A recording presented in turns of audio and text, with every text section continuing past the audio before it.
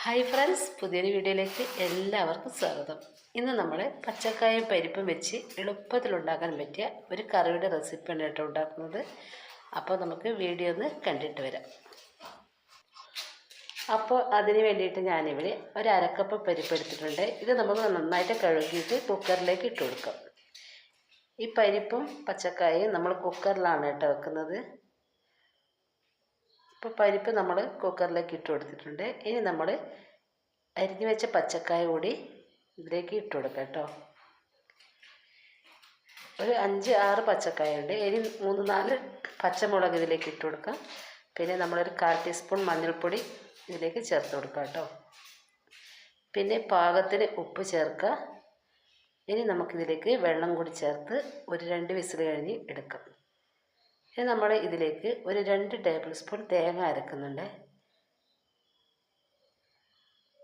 ഇത് നമ്മൾ തേങ്ങാപ്പാൽ ചേർക്കുന്നതിന് തുല്യമാണ് കേട്ടോ. അധികം തേങ്ങ എടുക്കുന്നുമില്ല.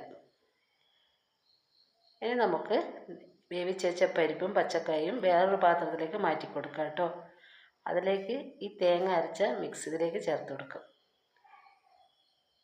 ആവശ്യത്തിന് വെള്ളമൊഴിച്ച്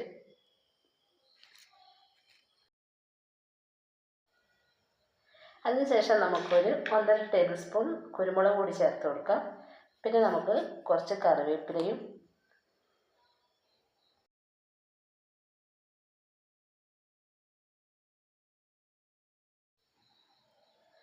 കുറച്ച് പച്ച വെളിച്ചെണ്ണയും കൂടി ചേർത്ത് കൊടുക്കാം കേട്ടോ. ഇനി നമുക്ക് തിളച്ച് കഴിഞ്ഞാൽ കറി ഓഫ് ചെയ്യാം കേട്ടോ. ഇപ്പോൾ ഇത്രയേ ഉള്ളൂ കേട്ടോ. നമ്മുടെ പച്ചക്കായ പരിപ്പ് കറിയുടെ റെഡിയായ. അപ്പോൾ ഈ വീഡിയോ ഇഷ്ടമായ ലൈക്ക് ചെയ്യുക, സബ്സ്ക്രൈബ് ചെയ്യുക.